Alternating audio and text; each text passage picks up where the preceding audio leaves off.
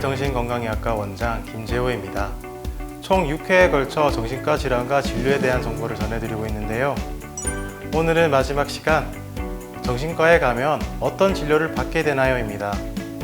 모든 첫 진료가 그렇겠지만 특히 정신과 진료는 진료 과정이 잘 그려지지 않아서 첫 방문이 더 막막하게 느껴질 수 있습니다. 주변의 조언이나 인터넷 검색을 통해 얻은 부정확한 정보 때문에 병원 방문을 결국 포기했다는 얘기도 종종 듣습니다. 꼭 진료 과정을 알고 병원에 가야 하는 것은 아니지만 늘 가던 병원을 가듯 진료가 훤히 그려진다면 필요할 때 병원을 찾기가 더 수월할지도 모른다는 생각으로 오늘은 병원 방문 전 적절한 마음의 준비를 하는 데 도움이 될 만한 내용을 준비했습니다. 병원을 가기로 마음먹었다면 먼저 어떤 병원을 갈지 선택하는 것이 시작일 텐데요. 크게는 통원 진료 위주의 의원급 기관과 입원이 가능한 병원급 기관, 그리고 대학병원 같은 종합병원의 정신과로 분류할 수 있습니다. 만약 본인의 치료 협조가 잘 되지 않거나 흥분 등으로 인해서 지시통제가 어려운 상황이라면 입원이나 응급조치를 고려해서 처음부터 병원급 기관을 찾는 것이 유리합니다.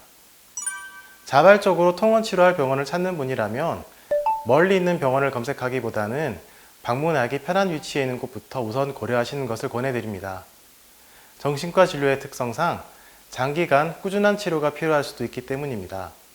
방문할 병원을 정했다면 첫 진료는 최소 일주일 전 미리 약속을 잡는 것이 좋습니다. 이때 진료 시간이 충분히 확보되는지 미리 확인해 보시는 것도 좋습니다.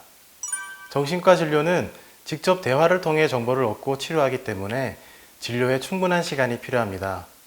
특히 첫 진료에서 불편한 증상을 처음 의사에게 전달하는 데는 생각보다 꽤 긴 시간이 걸립니다. 미리 시간 확보를 하지 않고 기존 환자 사이에 상담을 하다 보면 시간에 쫓겨 할 말을 다 하지 못하고 급히 진료실을 나가야 하는 경우도 생깁니다. 이런 경우에 느꼈던 답답함 때문에 치료를 포기하게 될 수도 있기 때문에 특히 첫 진료는 시간에 쫓기지 않도록 예약을 잡고 방문하시기를 권유드립니다.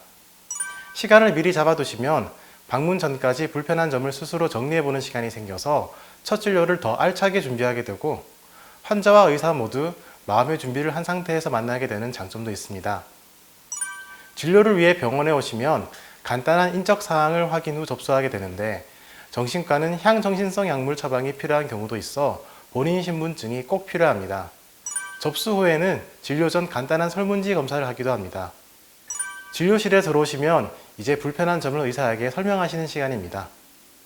보통 어떻게 병원에 오시게 되었는지 묻는 포괄적인 질문으로 대화가 시작될 것입니다. 잘 정리되지 않고 두서없다는 느낌이 드셔도 괜찮습니다. 아마 의사가 비언어적으로 전달되는 불편함까지도 이해하기 위해 최선의 노력을 다할 것입니다. 주도적으로 말씀을 이끌어 가실 수도 있겠으나 효율적인 면담을 위해 의사가 대화를 전환하거나 추가적인 질문을 드리기도 합니다. 이렇게 직접 자신의 불편함을 전달해내는 것은 스스로 문제를 정리해보는 기회가 되고 어려움을 이해받는 느낌을 경험하는 치료의 중요한 과정이기도 합니다. 보호자가 함께 오신 경우에도 병력 청취는 환자분께 직접 하는 것을 원칙으로 합니다. 또한 정신과 면담은 비밀 유지와 안정감 확보가 중요합니다. 불편했던 어떤 생각도 말해볼 수 있는 곳이지만 대화 중 불편한 느낌이 드시거나 말씀하기 꺼려지시는 내용은 무리하지 않고 언제든 의사에게 중단 요청을 하셔도 됩니다. 첫 면담을 통해 의사가 진단적인 인상을 받게 되면 추가적인 검사를 통해 치료에 필요한 내용을 확인하기도 합니다. 보통은 증상의 정도를 점수로 체크하는 지필 척도 검사를 많이 활용합니다. 병원에 따라서는 뇌파나 스트레스 측정 같은 기계 검사를 하기도 하고 임상심리사의 면접을 통해 흔히 풀 배터리 검사라고도 하는 종합심리검사를 시행하기도 합니다. 혈액검사나 뇌 CT, MRI 같은 영상검사가 필요한 경우도 있습니다.